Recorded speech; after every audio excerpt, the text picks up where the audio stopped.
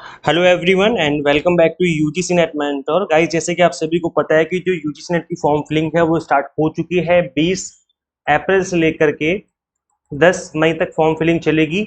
आज की इस वीडियो में मैं आपको कंप्लीट इन्फॉर्मेशन जो बुलेटिन निकल के आया है एनटीए की तरफ से, जो एनटीए ने इशू किया इन्फॉर्मेशन बुलेटिन, इसको मैं आपको एक्सप्लेन करूंगा। कुछ बड़े बड़े चेंजेस किए हैं, आई थिंक 4 से 5 बड़े चेंजेस किए हैं एनटीए ने। इनको समझना बहुत जरूरी है अगर आप इस एग्जाम में अपियर करने जा रहे हो। इसके अलावा फॉर्म फिलिंग से पहले इस वीडियो को देखना बहुत जरूरी है, बिकॉज अलग अलग कैटेगरी बना दी गई है, तो उस फॉर्म फिलिंग में आपसे मिस्टेक ना हो जाए, इसलिए इस वीडियो को समझना बहुत जरूरी हो जाता है। जेआरएफ की एज लिमिट क्या रहने वाली है, रिजल्ट कितने % डिक्लेयर किया जाएगा, इसके अलावा और भी काफी सारी चीजें हैं जो कि आज की इस वीडियो में आपको एक्सप्लेन करने वाला हूँ। मेक श्योर आप इस वीडियो को एंड तक जरूर देखें, ताकि आपको एनटीए ने जो इस इन्फॉर्मेशन बुलेटिन में चेंजेस किए हैं, इस एग्जाम में जो चेंजेस किए हैं जून वाले एग्जाम में, ये सारे के सारे चेंजेस आपको एक बार में अच्छे से समझ में आ जाए और फिर आपके मन में किसी भी तरह का कोई कंफ्यूजन ना रहे। इससे पहले हम आगे बढ़े, अभी तक आपने इस चैनल को सब्सक्राइब नहीं किया है, सो मेक श्योर आप इस चैनल को सब्सक्राइब कर लें, ताकि आपको हर तरह के जो अपडेट हैं वो मिलते रहें और ऑथेंटिक अपडेट आपको इस चैनल पे मिलते रहे। ओके, तो ऐसे देखिए, ये मैंने अपनी स्क्रीन पे इन्फॉर्मेशन बुलेटिन को ओपन किया हुआ है। इसमें मैं आपको डेट एक बार दोबारा से गो थ्रू करवा देता हूँ। जो डेट है अप्लाई करने की वो 20 अप्रैल से लेकर के 10 मई तक चलेगी। इसके अलावा जो फी पे कर पाओगे आप 11 से 12 मई तक फी भी पे कर सकते हो, मतलब लेट फीस पे कर सकते हो अगर आपने फॉर्म फिल कर रखा है। अप्लाई करने की जो फीस है वो 1150 है जनरल की, 600 है ओबीसी की, 325 रुपए SC ST और पीडब्ल्यूडी कैटेगरी की। थर्ड जेंडर भी इसी में शामिल है। इसके अलावा करेक्शन जो होगा वो 13 से 15 मई के बीच में होगा। हो सकता है कि डेट में यहाँ पर चेंज हो जाए, लाइक डेट एक्सटेंड कर दी जाए 2-4 दिन के लिए, तो वो बात की बात है। अभी फिलहाल यही डेट रहने वाली है। इस बार एक सबसे बड़ा चेंज ये मिला है, पहला जो सबसे बड़ा बिगेस्ट चेंज मिला इस एग्जाम में, that is date of examination जो होगा वो 16 जून होगा। सिर्फ और सिर्फ एक ही दिन एग्जाम होगा। पहले क्या होता था अभी तक कि 10 से 12 दिन 15 दिन तक एग्जाम चलते रहते थे और मल्टीपल शिफ्ट में, अलग अलग शिफ्ट में, अलग अलग डे पर अलग अलग सब्जेक्ट के एग्जाम आपके कंडक्ट होते थे। बट अब क्या है, 16 जून को एक ही दिन 83 के 83 सब्जेक्ट का एग्जाम कंडक्ट हो जाएगा। ऐसा कैसे पॉसिबल है? बिकॉज अब जो है ये एग्जाम आपका ऑफलाइन मोड में लेने वाले हैं। एग्जाम आपका ऑफलाइन मोड में होगा, पेन पेपर मोड में होगा, जिसमें आपको OMR शीट फिल करनी होगी। नेक्स्ट जो आपको याद रखना है, जो ड्यूरेशन ऑफ एग्जामिनेशन है वो 3 घंटे का रहने वाला है, 180 मिनट का टाइम है। और एक चीज मैं आपको बता दूं कि इसके बीच में किसी भी तरह का कोई ब्रेक नहीं है, no break between paper 1 and paper 2। ये चीज मुझे थोड़ा सा अजीब सी लगी, बिकॉज अब क्या है, एग्जाम क्योंकि अब ऑफलाइन मोड में ले रहे हो, तो ऑफलाइन मोड में, जब पहले एग्जाम ऑफलाइन मोड में होता था तो दोनों एग्जाम के बीच में, मतलब पेपर 1 पेपर 2 के बीच में आपको बीच में गैप दिया जाता था 30 to 40 मिनट्स के आसपास का। तो उसमें क्या है, आप थोड़ा सा रिलैक्स हो जाते थे। पहला पेपर आपने दे दिया अच्छे से, उसके बाद थोड़ा रिलैक्स हो गया, 30-40 मिनट्स के बीच में कुछ खा पी लिया, उसके बाद आप पेपर 2 में अपियर करने जा रहे हो। तो मेरे ख्याल से ये ज्यादा बेटर ऑप्शन होता, क्योंकि अब अगर आप एग्जाम ऑफलाइन मोड में ले रहे हो तो आपको बीच में थोड़ा सा ब्रेक देना चाहिए था। स्टूडेंट्स डिजर्व करते हैं इस ब्रेक को। और ऑनलाइन मोड में तो चलो ठीक है, ऑनलाइन मोड में एग्जाम था तो कोई बात नहीं, आप सिंगल तरीके से एग्जाम ले लेते थे। बट अब जो है ये, यहाँ पर किसी भी तरह का कोई ब्रेक नहीं है, जबकि पहले जब ऑफलाइन एग्जाम हुआ करते थे तब ब्रेक देखने को मिलता था। लेकिन पहले ही कि पहले 3 एग्जाम होते थे, पेपर 1 पेपर 2 और पेपर 3 भी होता था पहले जब ऑफलाइन हुआ करता था। अब ओनली पेपर 1 पेपर 2 है, तो शायद इस वजह से इन्होंने बीच में गैप खत्म कर दिया है। बाकी एडमिट कार्ड किस डेट को आएगा ये डेट बाद में बताई जाएगी, और बाकी रिजल्ट वगैरह जो है बाद में डिक्लेयर किया जाएगा, तो इसकी कोई डेट अभी स्पेसिफिकली मेंशन नहीं है। एक चीज मैं आपको बता दूं कि अगर आप ओबीसी कैटेगरी से बिलोंग करते हो तो ऐसे में आपका सेंट्रल लिस्ट में नाम होना जरूरी है, पहली चीज। दूसरी चीज की आप जो है नॉन क्रीमी लेयर में होनी चाहिए, मतलब आपका जो सर्टिफिकेट है वो नॉन क्रीमी लेयर का होना चाहिए। ये चीज आप थोड़ा सा याद रखें। अगर आप स्टेट गवर्नमेंट के अंदर आते हो ओबीसी में, तो फिर आप ओबीसी नहीं कहलाओगे, आप जनरल ही आपको अप्लाई करना पड़ेगा। सेंट्रल वाली लिस्ट में आपका ओबीसी सर्टिफिकेट होना चाहिए, या आपके सर्टिफिकेट में मेंशन होता है, आप पढ़ लेना, वहां पे लिखा होगा सेंट्रल लिस्ट में है आपका नाम। इसके अलावा आप देख सकते हो कि जो एग्जाम जो आप अप्लाई करेंगे, ऑनलाइन मोड में अप्लाई करना है, और ऑफलाइन जो एग्जाम है आपका, जो ऑफलाइन मोड है उसमें आपको अप्लाई नहीं करना, आपको ऑनलाइन ही अप्लाई करना है। कहीं भी आपको एप्लीकेशन फॉर्म फिल नहीं करनी एक्सेप्ट ऑनलाइन। एक संदेश ऐप करके है, इसको आप एप्लीकेशन डाउनलोड कर सकते हो गूगल प्ले स्टोर से। ये एनटीए यहाँ पर अपडेट देता रहता है, किसी भी तरह कोई अपडेट आता है एनटीए की तरफ से, तो ये एनटीए की खुद की जो है ऐप है, उन्होंने बच्चों के लिए इशू कर रखी है, तो आप इसको भी इंस्टॉल कर सकते हो। चलिएगा, कुछ इंपॉर्टेंट अपडेट आपको मैं बता देता हूँ जो इस बार चेंजेस करे हैं एनटीए ने।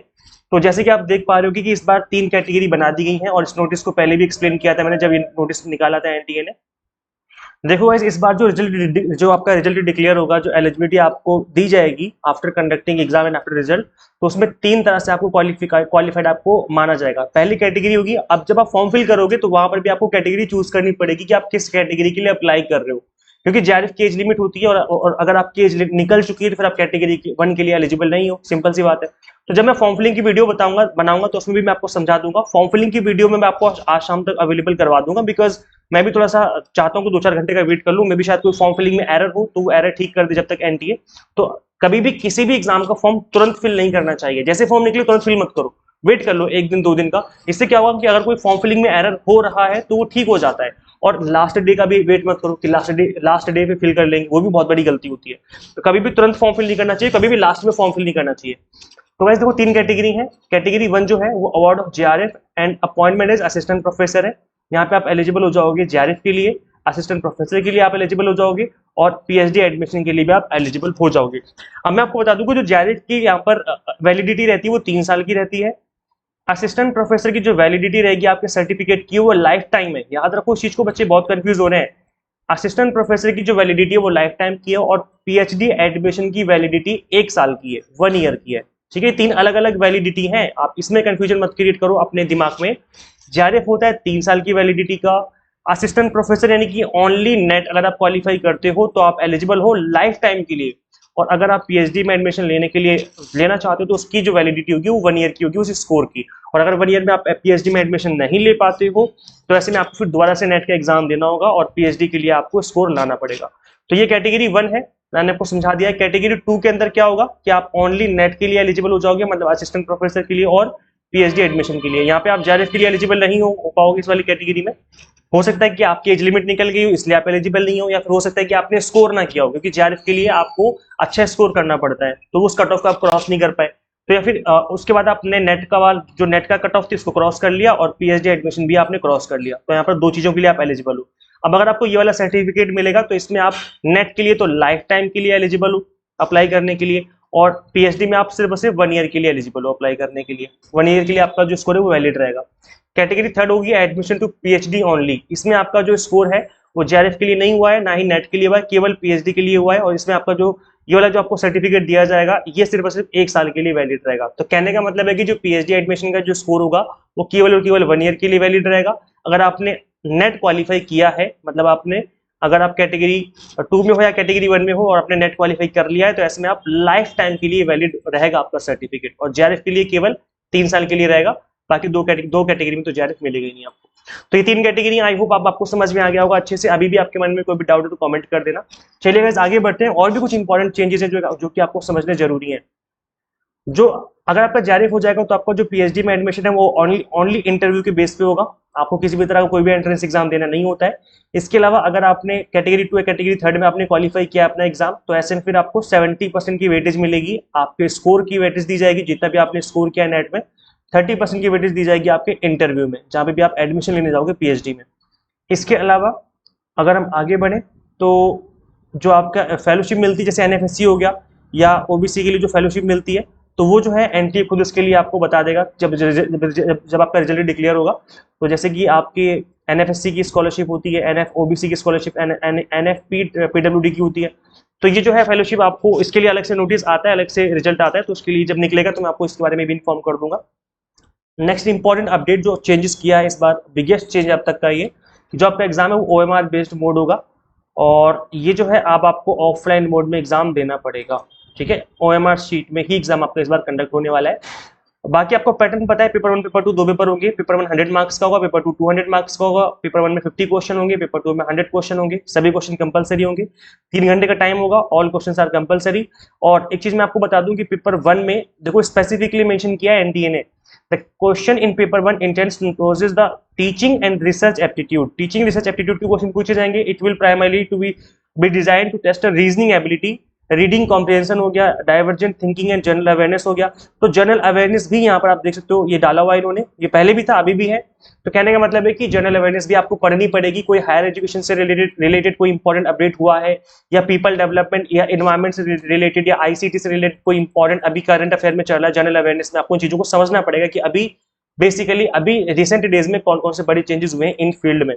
तो इससे रिलेटेड मैं एक सीरीज लेकर के आऊंगा कुछ दिनों में, मैं आपको जनरल अवेयरनेस अपने YouTube चैनल पे कवर करवाऊंगा और वो कंप्लीटली एग्जाम टारगेटेड होगा। सिर्फ और सिर्फ मैं यूजीसी नेट एग्जाम को टारगेट करूंगा, ये नहीं कि बैंक एसएससी को भी टारगेट कर रहा हूँ, नहीं, सिर्फ और सिर्फ यूजीसी नेट एग्जाम को टारगेट करते हुए मैं इस जनरल अवेयरनेस की एक सीरीज लेकर के आऊंगा जिसमें 8 से 10 लेक्चर होंगे और ये लेक्चर्स मैं आपको यूट्यूब पर ही कवर करवाऊंगा। सो आप थोड़ा सा वेट कर लीजिए उस सीरीज का, मे भी शायद हम नेक्स्ट वीक से स्टार्ट करें। सब्जेक्ट कौन कौन से होंगे, तो इस सब्जेक्ट की जो लिस्ट है 83 सब्जेक्ट की लिस्ट आपको इस नीचे दी हुई है, तो आप उसमें देख सकते हो कि किस सब्जेक्ट में आपको अपियर करना चाहिए। वैसे इन्होंने सजेस्ट किया हुआ है कि जिस भी सब्जेक्ट में आपने पोस्ट ग्रेजुएशन करी है उसी में आपको अपियर करना चाहिए। मीडियम ऑफ क्वेश्चन पेपर होगा, हिंदी प्लस इंग्लिश दोनों ही होगा एक्सेप्ट लैंग्वेज पेपर। और यहाँ पे लिखा हुआ है कि जिस भी सब्जेक्ट जिस भी लैंग्वेज को आपने चूज कर लिया उसी लैंग्वेज में ही आपको एग्जाम में अपना आंसर देना पड़ेगा। तो खैर ये तो आप ऑनलाइन मोड में होता था, आप ऑफलाइन में तो दोनों ही, क्योंकि आपका हाथ में क्वेश्चन पेपर होगा तो आप उस केस में आप इजीली हिंदी में इंग्लिश में दोनों में पढ़ सकते हो, कैसे भी आंसर करो, आपको सिर्फ ओएमआर शीट फिल करनी है तो कोई दिक्कत नहीं है। कहने का मतलब है पेपर जो है बाइलिंगुअल होगा और कोई भी दिक्कत नहीं आने वाली। इसके अलावा अगर कोई प्रॉब्लम आती है क्वेश्चन में, मतलब कोई लैंग्वेज की प्रॉब्लम है, किसी वर्ड को गलत लिखा हुआ है, तो ऐसे में जो इंग्लिश वाला वर्जन है उसको सही माना जाएगा, हिंदी वाले वर्जन को गलत माना जाएगा। तो ये थोड़ा सा ही, तो हमेशा से ऐसे रहता है। एक क्वेश्चन के 2 नंबर होंगे, नेगेटिव मार्किंग नहीं होगी, there is no negative marking, और candidates need to choose one most appropriate option. अच्छा यहाँ पे ये लिखा हुआ है कि अगर कोई क्वेश्चन ड्रॉप होता है या कोई क्वेश्चन गलत इनकरेक्ट पाया गया बाद में, तो उसके 2 नंबर दिए जाएंगे सिर्फ उन्हीं कैंडिडेट को, only to those candidates who have attempted the question. तो सपोज करो कोई क्वेश्चन नंबर 5 है, ये क्वेश्चन गलत है, क्वेश्चन में ही गलती है, लेकिन आपने इस क्वेश्चन को अटेम्प्ट नहीं किया, तो ऐसे में आपको इसके 2 नंबर नहीं दिए जाएंगे। और अगर आपने इस क्वेश्चन को अटेम्प्ट किया था, भले ही वो गलत क्वेश्चन था, उसके ऑप्शन गलत थे, बट आपने अटेम्प्ट किया है, तो ऐसे में आपको 2 नंबर दिए जाएंगे। तो ऐसे में सभी कैंडिडेट से मैं एक रिक्वेस्ट करना चाहूंगा, एक सजेशन कह लो, रिकमेंडेशन कह लो मेरी तरफ से, कि 150 के 150 क्वेश्चन आपको अटेम्प्ट करके आने हैं, एक भी क्वेश्चन छोड़ना नहीं है, क्योंकि नेगेटिव मार्किंग तो होती नहीं है। और ऐसे में आप तुक्का भी लगाना सीख लो। मैंने तुक्का लगाने पे एक वीडियो बनाई हुई है जिसमें मैंने आप साइंटिफिक तरीके बताए हैं किस तरीके से तुक्का लगाया जाए, बिकॉज तुक्का लगाना भी एक साइंटिफिक तरीका है, कला है, एक आर्ट है। अगर आपको वो आता है तो 2-4 क्वेश्चन तो आपके ऐसे ही सही हो जाएंगे, इस बात की गारंटी है। तो तुक्का लगाना सीख लो। कैसे वीडियो देखोगे उस वीडियो का लिंक मैं डिस्क्रिप्शन बॉक्स में दे दूंगा, अदरवाइज आप यूट्यूब पे सर्च करना, जो हमारे चैनल का नेम है यूजीसी नेट मेंटोर, आगे लिख देना तुक्का, TUKK तुक्का, ऐसे लिख करके सर्च करोगे तो वीडियो आ जाएगी। उस वीडियो को जरूर देखें एग्जाम में जाने से पहले, अगर देख रखी तो दोबारा देख लो, आप ही का फायदा है। इसके अलावा गाइस देखो अब एलिजिबल कौन कौन एलिजिबल है अप्लाई करने के लिए, तो ये समझना बहुत जरूरी है। इसमें भी काफी बड़ा चेंज किया है इस बार। आप सभी की जो कैटेगरी है उसमें ग्रेजुएशन वाले भी एलिजिबल है, और पोस्ट पीजी वाले तो पहले से एलिजिबल थे। तो अगर जनरल कैटेगरी से बिलोंग करते हो तो आपके मिनिमम 55% होनी चाहिए पीजी में। और अगर आप अपियर कर रहे हो, अभी अपियरिंग में एग्जाम दे रहे हो, परसुइंग हो मास्टर डिग्री या फाइनल ईयर में हो या मास्टर डिग्री में जस्ट अभी एडमिशन लिया है, तो भी आप एलिजिबल हो अप्लाई करने के लिए। और ऐसे में आपको विद इन 2 ईयर अपनी डिग्री जो है वो कंप्लीट करनी पड़ेगी, मास्टर डिग्री। जो पीजी आपकी अगर कंप्लीट नहीं करते हो विद इन 2 ईयर, तो ऐसे में आपका जो नेट का सर्टिफिकेट है जेआरएफ जो है उसको डिस्क्वालीफाई कर दिया जाएगा, आपका सर्टिफिकेट इनवैलिड हो जाएगा। इसके अलावा एक चीज मैं आपको समझा दूं कि यहाँ पर ये लिखा हुआ है कि एडमिशन टू पीएचडी ओनली। अगर इस वाली कैटेगरी में आप एग्जाम अपना क्वालिफाई करते हो तो ऐसे में आपको अपनी master degree with in 1 year complete करनी पड़ेगी। याद रखो, अगर नेट क्वालिफाई किया है तब आपको 2 साल का टाइम दिया जाएगा, और अगर आपने ओनली पीएचडी वाले एडमिशन के लिए क्वालिफाई किया एग्जाम, तो ऐसे में आप केवल 1 साल के अंदर 1 ईयर के अंदर आपको कंप्लीट करनी पड़ेगी अपनी पीजी। नहीं तो फिर जो आपको अब पीएचडी एडमिशन के लिए एलिजिबल आप जब हो जाओगे तो उसके लिए फिर आपको डिस्क्वालीफाई कर दिया जाएगा।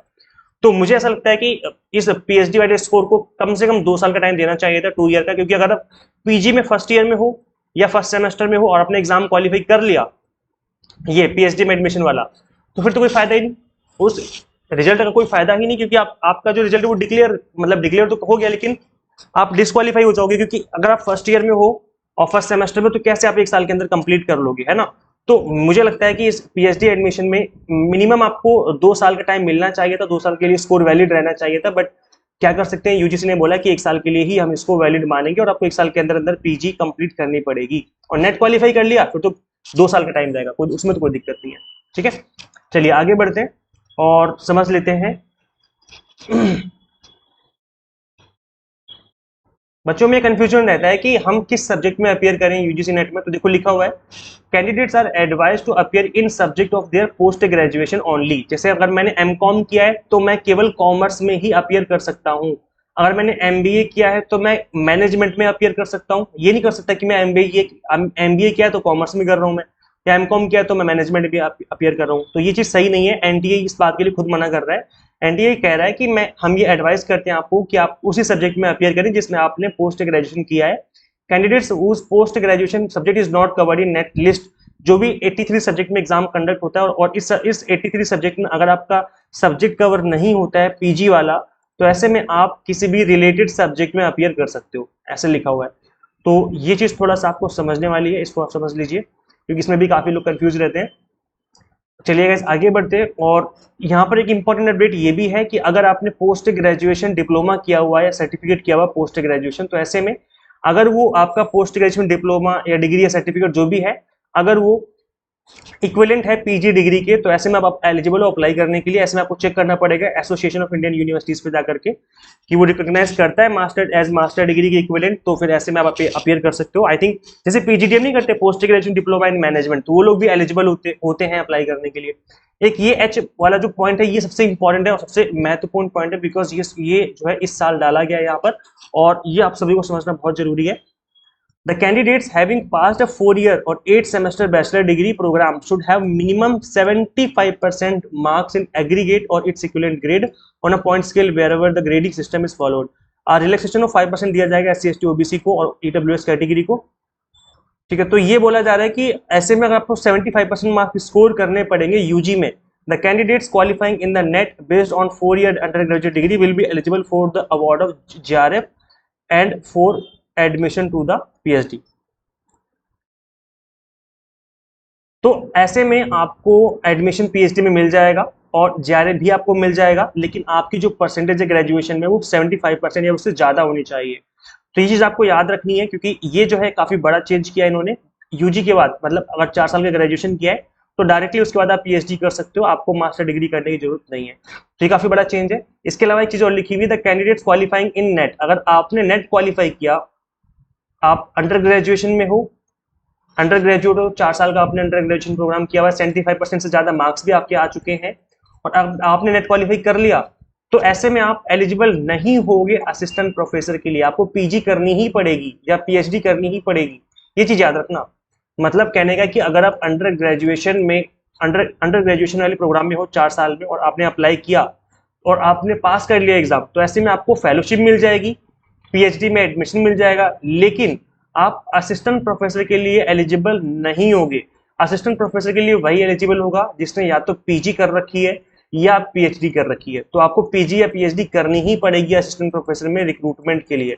ये सिर्फ और सिर्फ जो अंडर ग्रेजुएशन वाले स्टूडेंट जो अप्लाई करेंगे वो फेलोशिप के लिए होगा और पीएचडी में एडमिशन के लिए होगा। ये असिस्टेंट प्रोफेसर के एलिजिबिलिटी के लिए नहीं होगा अगर आप एज ग्रेजुएट स्टूडेंट अप्लाई कर रहे हो। तो आई होप आपको ये चीज भी समझ में आ गई होगी, बिकॉज ये काफी बड़ा चेंज है। और इसके अलावा वही जो सब, अच्छा एक और बहुत बड़ा चेंज है कि जो भी 4 ईयर का बैचलर डिग्री प्रोग्राम करके अप्लाई करेंगे वो किसी भी सब्जेक्ट में अपीयर कर सकते हैं। 83 सब्जेक्ट जो भी कंडक्ट करता है यूजीसी एनटीए, तो किसी भी सब्जेक्ट में कर सकते हो, जिस भी सब्जेक्ट में आप पीएचडी में परस्यू करना चाहते हो। जैसे सपोज करो अगर मैंने 4 साल का 4 ईयर का बीकॉम किया, मैंने बीकॉम किया 4 साल वाला प्रोग्राम, और अब अगर मैं, क्योंकि बीकॉम करने के बाद तुम बीकॉम अगर मैंने किया तो मैं सपोज मैं कॉमर्स में एलिजिबल हूँ ना अप्लाई करने के लिए, बट ऐसा नहीं है। अगर मैंने 4 साल का बीकॉम किया है तो ऐसे में मैं हिस्ट्री सब्जेक्ट में कर सकता हूँ, मैं पॉलिटिकल साइंस में कर सकता हूँ, मैं हिंदी में कर सकता हूँ, जिसमें मेरी मर्जी, जिसमें मैं पीजी करना चाहता हूँ, जिस सब्जेक्ट में मैं पीजी करना चाहता हूँ उसमें मुझे नेट देना पड़ेगा। समझ रहे हो? तो जो ये चीज है वो सिर्फ और सिर्फ यूजी बच्चों के लिए, वो इस वजह से क्योंकि वो सिर्फ और सिर्फ पीएचडी में एडमिशन के लिए इस एग्जाम को कंडक्ट करवाया जा रहा है उनके लिए एग्जाम जो प्रोफेसर के लिए नहीं है, असिस्टेंट प्रोफेसर के लिए के मतलब माइंड में रख के नहीं लिया जा रहा। उनके लिए जो एग्जाम है ये वाला नेट का एग्जाम, वो पीएचडी में एडमिशन के लिए और फेलोशिप के लिए कंडक्ट हो रहा है। इस वजह से उनको किसी भी सब्जेक्ट में अपीयर करना यहाँ पे अलाउ कर दिया गया है। लेकिन जो पीजी वाले बच्चे जिन्होंने जो पीजी कर रहे हैं या पीजी कर चुके हैं, उनको सिर्फ और सिर्फ अपने सब्जेक्ट में ही अपीयर करना पड़ेगा। आपके लिए छूट नहीं है, सिर्फ और सिर्फ यूजी वाले बच्चों के लिए छूट है। तो देखो कितना बड़ा चेंज है ये। आप कमेंट करके बताना कि आपके माइंड में, आपके अनुसार, आपके पॉइंट ऑफ व्यू से ये क्या सही है गलत है। आप लोग मुझे कमेंट करके बताइए फटाफट। और इंस्ट्रक्शन कुछ दिए हुए हैं, इनको आप पढ़ लेना क्योंकि ये इंस्ट्रक्शन भी पढ़ने जरूरी है। ठीक है, बाकी चीजें मैंने आपको समझा दी हैं। बाकी जो कैटेगरी वगैरह है यहाँ पे लिखा हुआ है कि दोनों पेपर को कंसिडर किया जाएगा, एग्रीगेट माना जाएगा आपके रिजल्ट और उसको परफॉर्मेंस में। तो ऐसा नहीं कि पेपर 1 में पास होना जरूरी है, अलग से पेपर 2 में पास होना जरूरी है, ऐसा नहीं है। दोनों पेपर को एग्रीगेट करके आपकी जो परफॉर्मेंस है उसको कंसिडर किया जाएगा। तो बाकी चीजें मैंने आपको समझा दी है और एग्जाम्शन भी यहाँ पे लिखा हुआ है कि अगर आपने सेट पास कर लिया है तो फिर आप उस स्टेट में एलिजिबल हो अप्लाई करने के लिए। CSIR वाला एग्जाम आपने दिया 1989 से पहले तो आप एग्जेम्प्टेड हो नेट के लिए। तो ये चीजें लिखी हुई, बाकी समझ लेना, बाकी तो सारी चीजें सेम रहती हैं। और जो नेट है वो अभी भी मिनिमम एलिजिबिलिटी क्राइटेरिया बना हुआ है असिस्टेंट प्रोफेसर के अपॉइंटमेंट के लिए। तो ऐसा कहीं भी नहीं लिखा कि PhD कंपलसरी है appointment of PhD assistant professor. तो अगर आपने नेट क्वालिफाई कर लिया तो it means you are equally eligible for assistant professor appointment. Age limit की बात करें JRF की तो 30 साल है, 30 ईयर है, पहले भी यही थी। फर्स्ट डे ऑफ एग्जामिनेशन मतलब 1 जून 2024 को अगर आपकी एज 30 साल या उससे कम है तो आप एलिजिबल हो JRF के लिए। यहाँ पर 5 साल का रिलैक्सेशन दिया जाएगा, मतलब 35 ईयर तक कंसिडर किया जाएगा अगर आप OBC हो, SC ST PWD हो या फिर थर्ड जेंडर हो या फिर वीमेन हो। ऑल एप्लीकेट मतलब जनरल वीमेन भी 35 एज लिमिट में आप अप्लाई कर सकते हो JRF के लिए। सिर्फ और सिर्फ मेल कैंडिडेट के लिए 30 रखी गई है जनरल कैटेगरी के, बाकी सभी के लिए 35 है। तो ये है। बाकी आप देख सकते हो कि असिस्टेंट प्रोफेसर नेट के लिए कोई एज लिमिट नहीं है, नो अपर एज लिमिट, और एडमिशन टू PhD के लिए भी कोई अपर एज लिमिट नहीं है। कोई भी किसी भी एज में आके अप्लाई कर सकता है, बस आप जिंदा होने चाहिए। बाकी अप्लाई कर सकते हो, सांसें चल रही है तो अप्लाई कर सकते हो, कोई दिक्कत नहीं है। ठीक है, बाकी तो मैंने आपको सारी चीजें समझा दी हैं। आई होप आपको सारी चीजें समझ में आ गई होंगी। और इस बार जो एग्जाम है ऑफलाइन मोड में होगा, और ऑलमोस्ट देखो यहाँ पर सब्जेक्ट की लिस्ट दी हुई है, किस किस सब्जेक्ट में आप अपियर कर सकते हो। तो ये सब्जेक्ट आप देख लेना, 83 के आसपास सब्जेक्ट है, योगा तक आप देख सकते हो 83 सब्जेक्ट होते हैं।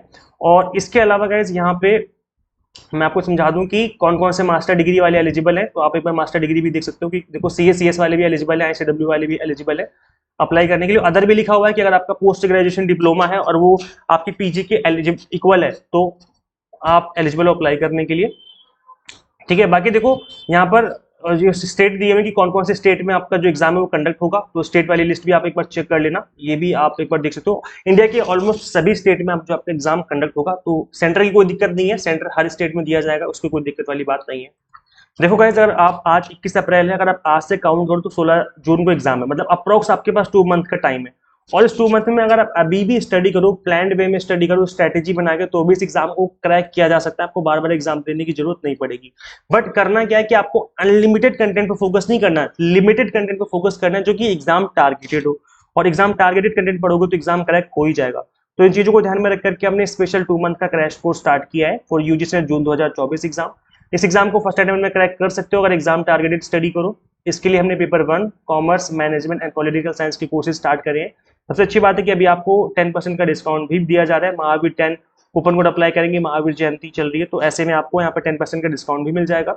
कंप्लीट वीडियो लेक्चर्स बाइलिंगुअल है, इंग्लिश मीडियम हिंदी मीडियम में, 100 मॉक टेस्ट है और PDF नोट्स है जिनको डाउनलोड करके आप मल्टीपल टाइम रिवीजन कर सकते हो।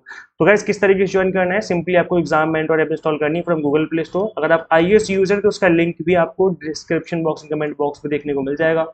किस तरीके से इनरोल करना है, इस ऐप को ओपन करेंगे, स्टोर पे क्लिक करेंगे, आपके सामने कोर्सेज की लिस्ट आ जाएगी। कोर्स को ओपन करने के बाद आपको यहाँ पे कूपन कोड दिख जाएगा, आप स्क्रॉल डाउन करेंगे, नीचे की तरफ आना, कूपन कोड दिख जाएगा, कूपन कोड पे टैप करना, फीस रिड्यूस हो जाएगी।